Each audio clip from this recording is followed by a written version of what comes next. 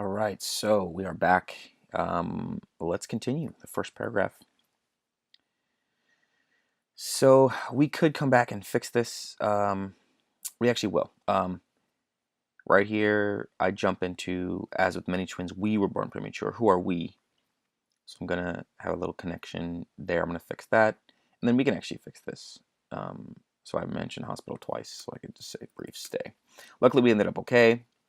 I could even say miraculously, but I'll just say luckily. I'm not trying to fish for sympathy. I mean, it's like it's not the point of this story. The point of this story is not like, let me share these anecdotes that have to do with the miracle of life and survival, and that life is just a roll of the dice. um I want to talk about data and statistics, and that's and and tug on the reader's heartstrings. That's a little different than just sharing sort of a fun, jovial, lighthearted story about my life as an identical twin. So even the choice of picking luckily as opposed to miraculously, it's a thought out choice, and that's the thing that's great about writing is you get to call the shots. I mean, you're the editor, so you get to call the shots. So yeah, luckily we ended up okay and made it out of the hospital after a brief stay. So then I wrote a little bit more. And this is tricky because we don't have necessarily a thesis statement, but I still want to have a version of a thesis statement, even though it's sort of a personal story. You still want to have like threads. Like I could have a thread where it's like there are three main stories that that affected my life the most profoundly, and I will share those three here. Yada yada yada. Or I could say, my mom teaching me to say please and bless you and thank you. I think I wrote an essay about that one time. Mom teaching me how to say please and bless you and thank you has helped me to be, polite and try to be polite. It taught me a lot about respect and etc. And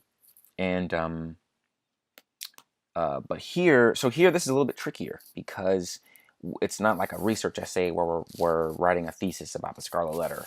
Um, but we still want to connect it. So let's go over this. So in old Polaroid photos of us together, again, this ages us a bit, but it also paints a clear picture about what our life was like as kids.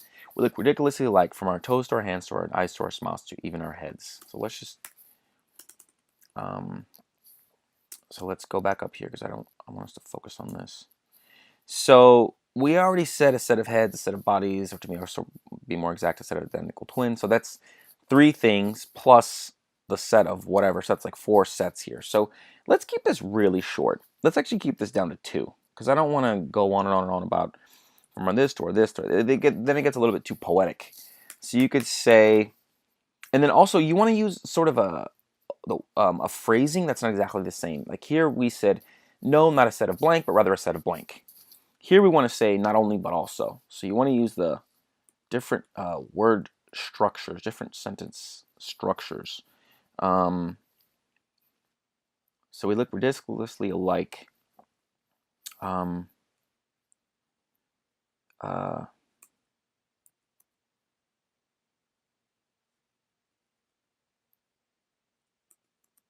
Not only, you could say in terms of or with regards to, not only with regards to our faces, but also, so not only but also is a common sort of structure, grammar structure that is grammatically correct. So not only but also.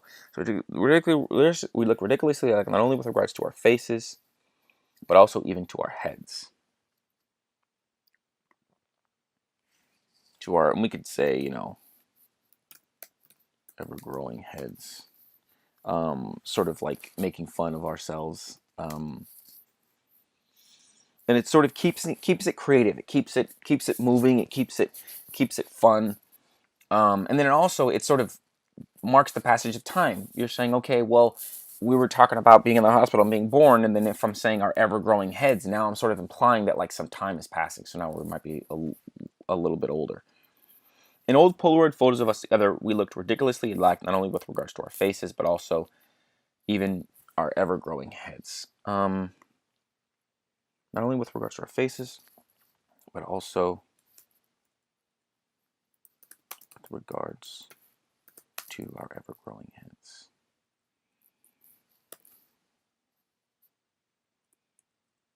Okay.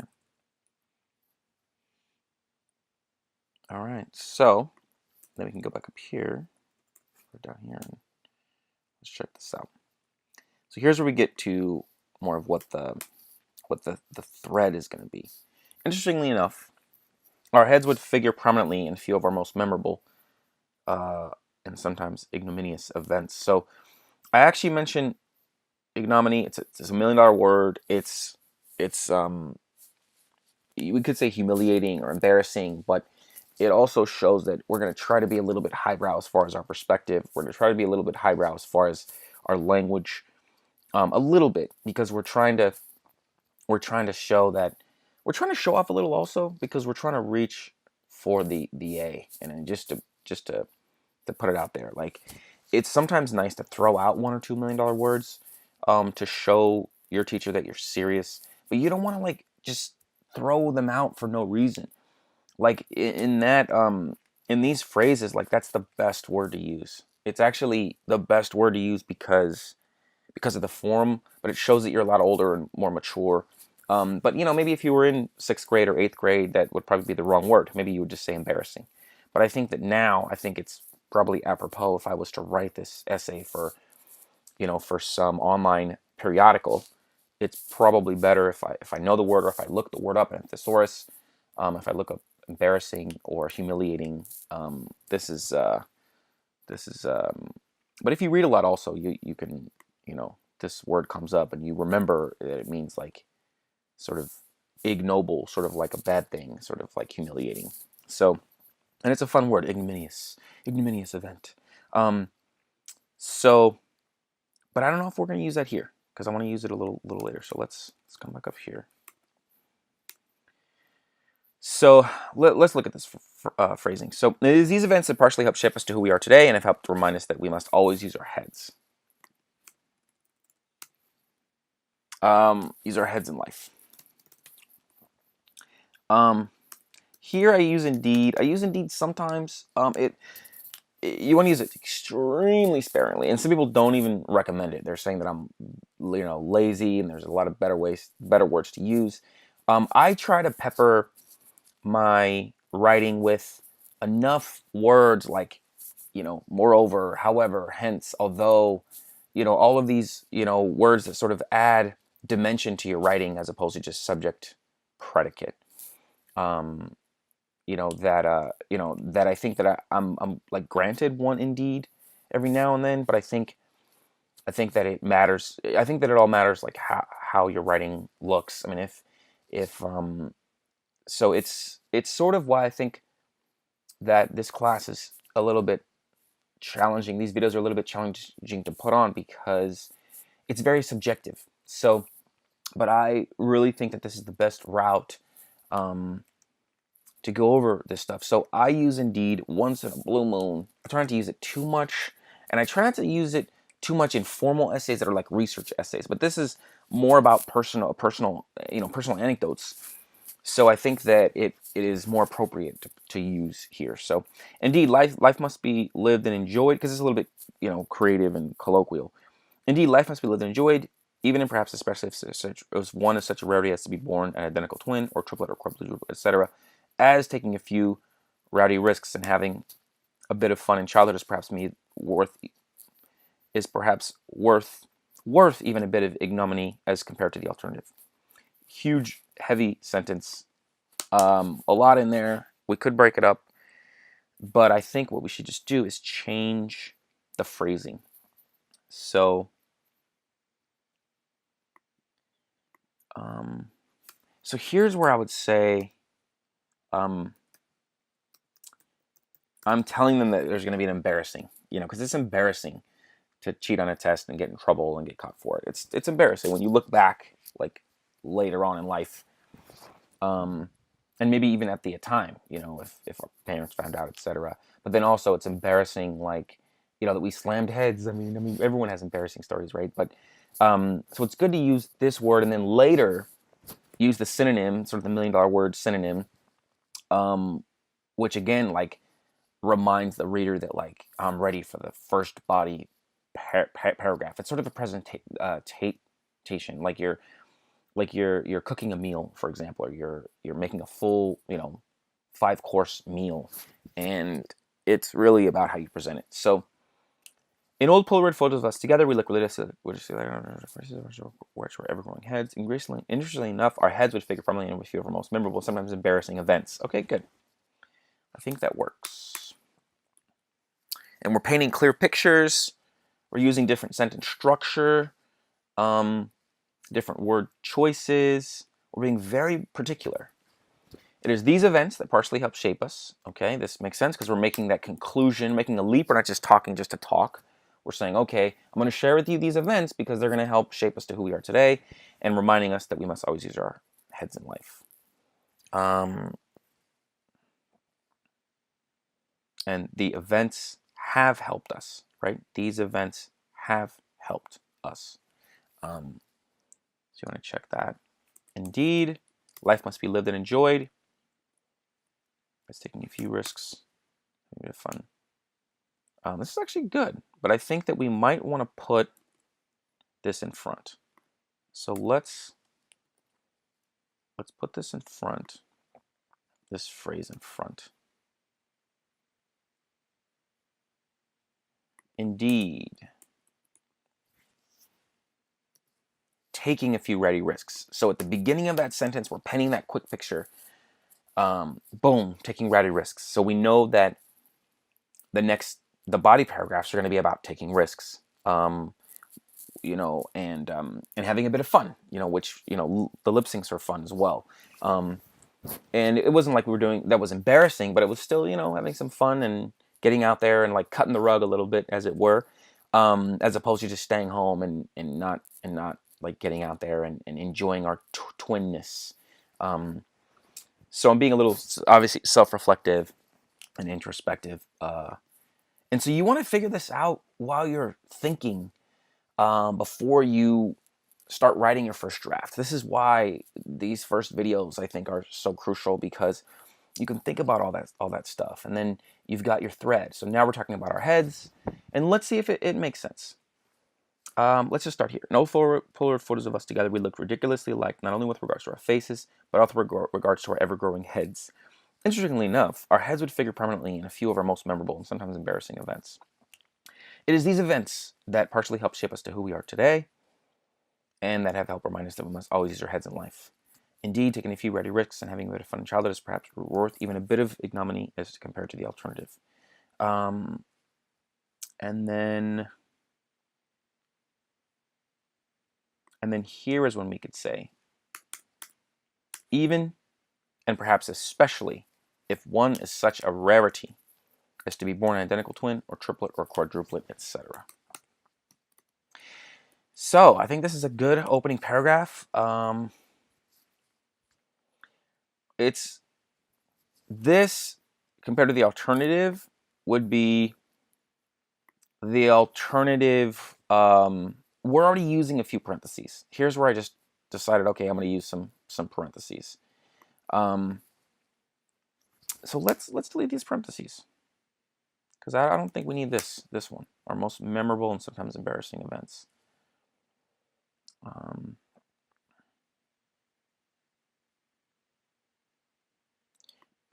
Let's just put commas here.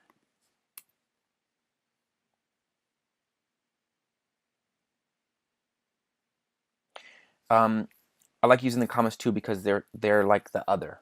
If you said, like, funny and silly, that's not the other, right? But if you're saying a few of our most memorable and sometimes embarrassing events, if you go from A to B back to A again, like you're giving a soliloquy on stage, and then you say an aside, right? You say da da da da, and then you have an aside. Well, this aside is sometimes embarrassing, so then a lot of times that warrants putting commas in there. I think they could be considered extraneous. We don't need them, but I think because embarrassing is sort of its own aside that it fits. That you're like, even in a few of our most memorable, comma, and sometimes embarrassing, comma, events. It is these events, the parts that have shaped us who we are today, and that have helped remind us that we must always use our heads in life. Indeed, taking a few rowdy risks and having a bit of fun in childhood is perhaps worth even a bit of ignominy. Ignominy is compared to the alternative. So compared to the alternative, this is one of those things where we're really pushing the reader.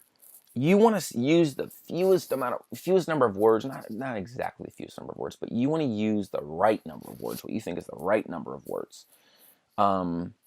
Usually ends up being the fewest, or in terms of, in terms of having the reader perceive your writing in a certain way, perceive the events in a certain way, or your evidence in a certain way, and perceive your conclusion, and see, if you made a strong point, and really to have them follow you, and not feel like they want to stop following you. So this is one of those things where I say, as compared to the alternative, what is the alternative? Well, this is where I make the reader make a leap. And you don't always want to make the reader make a leap. You usually want to be very explicit, but this sort of is, it really, I think we want to use this very sparingly and carefully, but I think it works here. Because, like, what am I saying? I'm saying taking a few rowdy risks and having a bit of fun in childhood is perhaps worth even a bit of ignominy as compared to the alternative. Well, what's the alternative from rowdy risks and having a bit of fun? Not taking risks and not having fun. So I could explicitly say that as compared to the alternative, which is staying at home, not having fun, not taking advantage of your twinness, etc. But that just added 2 or 3 lines and just made that sentence so much more unbearable. So here, again, editorial decision to say, you know what, the reader's going to be smart enough, and I'm going to be good enough as a writer to be so clear with regards to the picture that I'm painting, that when I say as compared to the alternative, it totally makes sense. The reader can make that leap. So indeed, taking a few rowdy risks and having a bit of fun in childhood is perhaps worth even a bit of ignominy as compared to the alternative, even and perhaps especially if one is such a rarity as to be born an identical twin or triplet or quadruplet, etc. Here, I think using parentheses is fine, because triplet, quadruplet it's parenthesized because it's not even a world that we're going to step into. We're not stepping into that world at all. So it actually fits that we're using a parentheses. We're not like hiding it in a parentheses. We're talking about identical twins. We're talking about us being identical twins. So this is actually and this is why I wouldn't omit it also.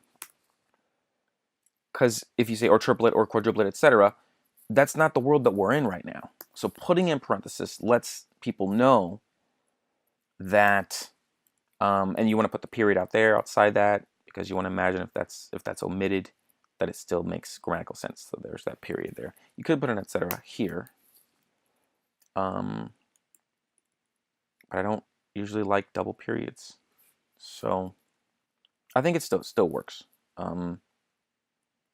But if there wasn't a parenthesis, then we wouldn't have a double period. It's not like we would have this, right? So I think that this is more appropriate. Okay. All right. So this is a bit of a leap. This is a tough sentence. But I think that we're on the right track, and I think that having 1 or 2 of these, where the reader's got to really make the jump, I think it still can work effectively and well. And now we're going to get into the body of the paragraph. But yeah, hopefully you guys enjoy these videos. This first paragraph, I think we're done.